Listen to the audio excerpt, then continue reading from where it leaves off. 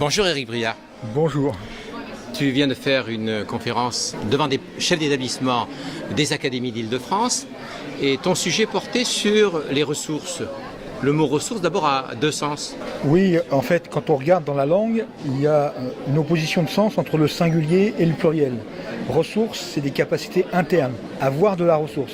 J'ai de la ressource je suis capable de réagir. Et le mot ressources, c'était dans la langue plutôt au pluriel, c'est les ressources pécuniaires, c'est les ressources informatiques, etc., etc. Ce qui fait que quand on réfléchit aux ressources dans l'éducation, il faut réfléchir aux deux éléments ensemble. Il y a soit la capacité qu'ont les enseignants qu'ils acquièrent au cours de leur carrière, c'est cette ressource en gros qu'eux accumulent, qui leur permet de faire face à toutes les situations, et les ressources éducatives qu'ils vont pouvoir convoquer, utiliser avec les élèves. Et pour résumer tout ça, je dis qu'un enseignant débutant a besoin de ressources au pluriel parce qu'il ne connaît pas ce métier, et un enseignant confirmé, il a de la ressource. Alors en fait, l'acquisition de compétences par les enseignants passe aussi par l'utilisation de ressources. Oui, parce que on est dans un environnement maintenant où les choses à enseigner sont de plus en plus complexes, diversifiées, on demande des choses nouvelles, des mises en activité, etc. etc.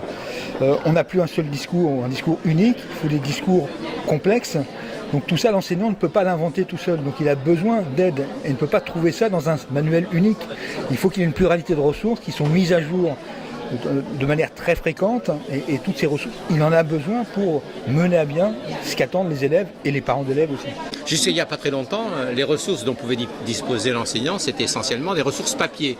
Oui. Aujourd'hui, on a basculé vers des ressources numériques. La bascule est-elle totale? Et que penses-tu justement de cette évolution dans les pratiques enseignantes? L'enseignant avait des ressources papier, mais il avait aussi des ressources des images, il avait de la vidéo, il avait tout un tas de choses. En gros, c'était plus complexe pour le montrer, mais depuis très longtemps, les ressources, depuis la lanterne magique, il y a autre chose que ça dans l'éducation. Alors le numérique apporte des choses un petit peu différentes. C'est des choses qui sont très utilisées socialement partout, et effectivement, ça renouvelle le stock de ressources possibles avec des choses qui n'étaient pas possibles avant. Alors un très bon exemple, c'est la géométrie dynamique. La géométrie dynamique, on ne peut pas la faire sans logiciel. Et c'est vraiment quelque chose de très particulier, puisque c'est à la fois une innovation technologique, c'est une innovation logicielle, c'est une innovation institutionnelle parce que c'est dans les programmes, et c'est des vraies innovations pédagogiques parce que les activités sont conduites différemment. Mais il y a très peu de choses qui ont toutes ces qualités en même temps. Alors, une originalité aujourd'hui, c'est que ces ressources, quelle que soit leur forme, les enseignants y accèdent certes, mais les apprenants aussi, les élèves aussi accèdent à ces mêmes types de ressources. Est-ce que ça ne pose pas problème, difficulté pour les enseignants ? Ils n'accèdent pas forcément au même. En plus, l'accès n'est pas effectif. C'est le vrai sens du virtuel. C'est-à-dire que virtuellement, on peut y accéder, mais concrètement, je ne sais pas qui accède véritablement. En fait, on avait vérifié ça depuis très longtemps à l'université. Les enseignants mettaient leurs cours en ligne, mais les étudiants se disaient, voilà, ils sont protégés. Quand j'en aurais besoin, j'irai voir. Et souvent, ils n'y allaient jamais. Et ils allaient voir autre chose. Ils allaient voir autre chose. Alors justement, cette autre chose, sont-ce des ressources? Oui, bien sûr, ce sont des ressources. Il y a plein de ressources, mais après, je veux dire, elles sont utilisables, on apprend plus ou moins bien, etc. Il y a toutes les possibilités, il y a beaucoup de choses tout à fait différentes. Voilà, il y a un continuum de ressources. Dans la stratégie pédagogique des enseignants, quelle est la place des ressources numériques? Quelle est la place des ressources qui ne sont pas numériques? Vont-ils vers des utilisations hybrides? Alors, les enseignants, en France, c'est sûr, utilisent tous les ressources numériques dans la préparation des cours. Oui. Ça, Après qu'ils les utilisent avec les élèves, c'est une autre question. S'ils veulent mieux contrôler les ressources, s'ils veulent faire face aux aléas possibles, des fois, ils ont intérêt à préparer des ressources qu'ils vont imprimer, photocopier. Dans ce cas-là, il y a un passage du numérique au papier, ce qui est très bien. De l'autre côté, ils peuvent aussi faire l'utilisation de ressources numériques avec les élèves, mais ça suppose que les équipements soient bien là, qu'ils soient fiables, etc., etc.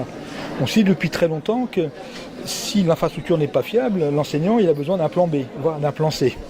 Si le plan A ne marche pas, il faut immédiatement qu'il passe au plan B. Il faut avoir de la ressource, là, comme on dit. Parce que les ressources, effectivement, manquent à l'appel. Voilà, c'est une question difficile tant qu'on n'est pas sûr. Et si l'enseignant est sûr, si effectivement l'infrastructure est sûre, il y aura une transformation sans problème. Je veux dire, souvent les plans sont au mauvais niveau parce que, je veux dire, les enseignants n'ont pas confiance du fait que l'environnement ne correspond pas à ce qu'on leur demande. Une fois qu'on a, par exemple, un jeune enseignant qui a l'habitude d'utiliser un rétroprojecteur, pourquoi il utiliserait autre chose? Il l'utilise. Après, il change d'établissement et il attend que dans toute salle, il y ait un rétroprojecteur, point. Puisqu'il a créé sa panoplie avec ça. Voilà, c'est tout. Donc, en gros, souvent, c'est mécanique. C'est mécanique si l'infrastructure est disponible. Ça ne dit rien de la qualité, par contre. Ça dit que voilà, on peut faire ça. Une autre originalité, c'est qu'aujourd'hui, bon nombre d'enseignants produisent des ressources. Oui. L'enseignant, dans son rôle, c'est un adaptateur de ressources en bout de chaîne. Il a toujours fait ce rôle-là. Après, faire le saut entre adapter pour ses propres élèves et adapter pour dire, voilà, maintenant je transmets à d'autres enseignants, il y a un pas qui n'est pas toujours facile à faire. Les collectifs d'enseignants, les associations pouvaient aider à ça, justement, en travaillant collectivement, on faisait des réseaux d'échange, etc., etc. Ce qui fait que les enseignants ont produit plein de choses. Avant, il y a longtemps, il y avait des films, des diapositives, des photos, voilà, il y a tout un tas de choses, du papier aussi. Alors maintenant, il y a des ressources numériques, il y a des associations d'enseignants qui publient et qui font des ressources numériques de très grande qualité. Oui. Alors, les élèves, les apprenants, par rapport à l'ensemble de ces ressources, comment ils fonctionnent? Y a-t-il des diversités de fonctionnement? Oui, et ces diversités, est-ce que la recherche y a travaillé? Est-ce que vous avez réfléchi? Est-ce que vous avez regardé? Moi, j'ai peu travaillé là-dessus, mais beaucoup de gens ont travaillé sur ce que font les adolescents, par exemple. Ils ont travaillé véritablement sur... par exemple, Elisabeth Schneider avait fait une thèse il y a pas très longtemps sur les différentes formes d'écriture qu'ont les élèves de lycée. Elle avait été assez loin parce qu'elle étudiait en fond de classe, ce qui se passait. Elle allait les accompagner dans le bus parce que souvent c'était à Caen, donc ils allaient loin, etc. etc. L'utilisation du téléphone portable, l'utilisation d'échanges de ressources, etc. Tout ça, ils écrivent beaucoup de plein de façons différentes, donc c'est tout à fait intéressant, mais ça demande des études très particulières pour aller voir ce que c'est. L'institution, le ministère de l'Éducation nationale, vous a fait une commande en termes de recherche. Quelle est cette commande? On a travaillé pour eux sur plusieurs choses. On travaille dans un groupe technique numérique sur les ressources éducatives. Là, c'est une demande de la direction du numérique éducatif. Et on a travaillé parallèlement sur les BRNE. Voilà. Et en gros, c'est une autre question, c'est... Les BRNE, donc les banques de ressources. Les banques de ressources, pour l'instant pour l'école élémentaire et le collège. Et l'idée, c'était de comprendre, en gros, l'impact que ça a sur l'écosystème de production de ressources. En gros, avec les éditeurs scolaires qui participent, avec les éléments de la tech, avec le ministère, avec les académies. Voilà, c'était de comprendre un peu mieux les transformations qui étaient en train de se faire dans le monde de la production de la ressource. Certains s'interrogent, je vais te poser la question quand même, l'intelligence artificielle dans les ressources, elle va changer quoi? J'ai fait ma thèse là-dessus en 90. Donc, voilà, cette question d'intelligence artificielle dans l'éducation, c'est une question déjà ancienne. C'est-à-dire qu'on traitait ça dans les années 70-80. La naissance des tuteurs intelligence, qu'on appelait ça, c'est 1970. En fait, c'est le fait de dire que dans l'interaction pédagogique, effectivement, on peut avoir tout un tas de données qui nous permettent de construire des modélisations de l'apprenant et à partir de ces modèles, gérer des formes d'intervention et d'adaptation possibles. Ça fait très longtemps.